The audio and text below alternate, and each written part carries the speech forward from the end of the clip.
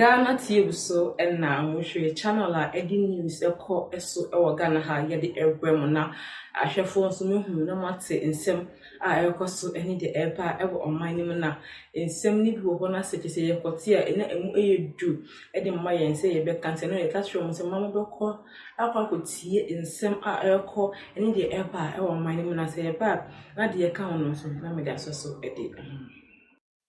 Who gets what or who is getting what? I like the way they put it. Okay, the Speakership of Parliament is very, very, very important, isn't it? It's very, very, very important.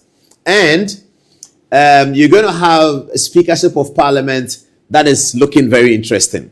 I like to begin with the ladies first, they say. Dr. Valerie Sawyer is a lawyer, well-known, and also the daughter of Harry Sawyer, one of the important thinking founders of the NDC. Now, Valerie Sawyer was Deputy Chief of Staff under Professor J.A. Mills's administration from 2009 to 2013, and also repeated her position as Deputy Chief of Staff under President John Dramani Mahama's administration. You remember, under President Mahama's first administration, the Chief of Staff, the Honorable Prosper Bani, was changed at some point, was sent to the Ministry of Interior to be the minister, and Julius Debra was brought in as a Chief of Staff in the second half of President Mahama's first administration. Valerie Sawyer, in both circumstances, remained a Deputy Chief of Staff, isn't it? So she has Deputy Chief of Staff for 2 terms. Now, the rumor is that Valerie Sawyer has completely dedicated the rest of her politics since 2012 to the philosophy of President John Dramani Mahama. So she is an important Mahama apologist in the circumstance, you know. She swears by Mahama's theory. She swears by Mahama's political philosophy. She has also been an important person running Mahama's office for the last 8 years. And this she's done diligently. And everybody who has tasted her work tells us that she's done it with the verve that you would expect from people who are complete loyalists to the leader. Now, it's because of all of these things that she's done. Her interest in the speakership has become of very high value to her supporters, to the inner circle of President Mahama, and to all the people around that, oh, yes, Valerie, yes, yes, yes. I mean, with what Valerie has done over the last 8 years, I mean, you can't say no to Valerie if she wants to be speaker. Qualification-wise, she is completely qualified. Understanding government, she was Deputy Chief of Staff, she understands it. In terms of brain power, she's a lawyer of many, many years. So, yes, Valerie Sawyer, good one. But that's not the end of the story.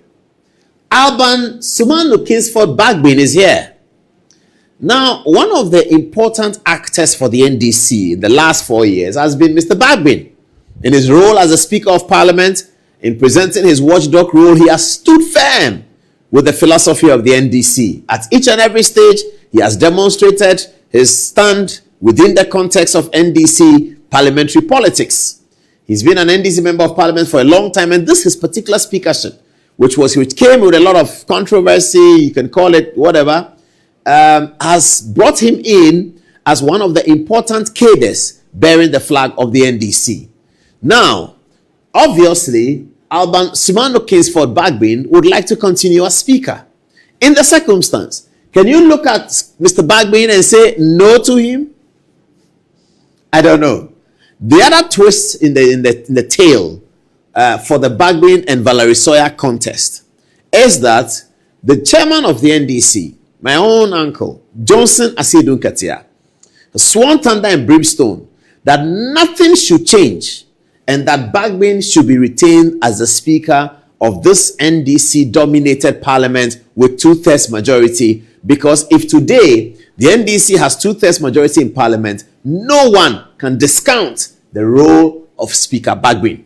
This is Johnson Asedu Katia's firm position. Completely opposite. For any ETF for and some so any the EPA, ever my name now was so egusu would see a say, would see now so by drink one not would just fair, Eddie Amame, ever comment section hot, then some a bit was so say. Valerie Sawyer. So as the quarrel was ongoing in the background between Valerie Sawyer supporters and Bagbin supporters and everybody trying to pound the president-elect, enter two other contestants. Okay. The people who support Valerie Sawyer, they also have at the back of their mind a first deputy speakership for Idrisu Haruna, the member of parliament for Tamale South, very distinguished member of parliament. And they also the very distinguished minority leader, as he was known before. Now they are thinking that a ticket of Valerie Sawyer as a speaker, Idrisu Haruna as first deputy speaker, will be able to knock off the challenge from Speaker Bagbin. Very interesting, isn't it? Very interesting. So whilst that was going on, supporters of Idrisu Haruna felt that, but why first deputy speaker? Why? Why? I've been a member of parliament for 4 terms. I've been minister. Why should I be first deputy speaker? So enter Idrisu Haruna's interest in the position of the speakership. Now see this. This morning, yesterday, Alexander Fenyomakin, the minority leader, addressing the parliament in their makeshift place at the International Conference Center, said to the speaker, Alban Bagbin, that he is hoping that he will be retained, but he may not be retained. And that Fenyomakin was expressing his, whatever, if you like, his sadness about the fact that Bagbin may not be retained. He actually proceeded to tease him by saying that, you see, with all the work you've done for them, Mr. Speaker, they want to sack you, etc., etc. Now, Fenyomakin also said on the floor of the House that if for whatever reason the NDC and his leadership don't want Bagbin in Parliament, they should tell them, the NDC and his leadership, they should tell them that they must have a speaker from within. Who was he talking about when he says from within? Distinguished ladies and gentlemen, I submit that Alexander Fenyomakin had only one person in mind. It was Idrisu Haruna. That's what is happening. So, everyone is looking at this contest. Alban Bagbin, Valerie Sawyer, Idrisu Haruna, and the people are saying that, why are you fighting over speaker? President Mahama did 1 term. He's gone. He's coming to do a 2nd term. Okay. When he did his 1st term, his speaker was Do Ajao, who is a very experienced member of parliament. Do Ajao also was thought to be a successful speaker. Okay, so this is a simple calculation. President Mahama has returned to the presidency by a whooping, big, wide, huge, significant margin. The Honorable Do Ajao has been a bulwark support for the NDC, resolving most of the conflicts that have gotten the NDC's unity that propelled them to power. So you cannot discount Do Ajao's role as the behind-the-scenes elder person of the party in actually working on the Volta region conflicts, which have helped the NDC today. You cannot discount Do Ajao in that work. In the circumstances, President Mahama has returned. Do Ajao returns, Speaker of the Parliament. Great argument. What's going to happen? Let's keep our eye on this space. Let's keep our eye on this space and see Valerie Sawyer. So as the quarrel was ongoing in the background between Valerie Sawyer supporters and Bagbin supporters and everybody trying to pound the president-elect, enter two other contestants. Okay.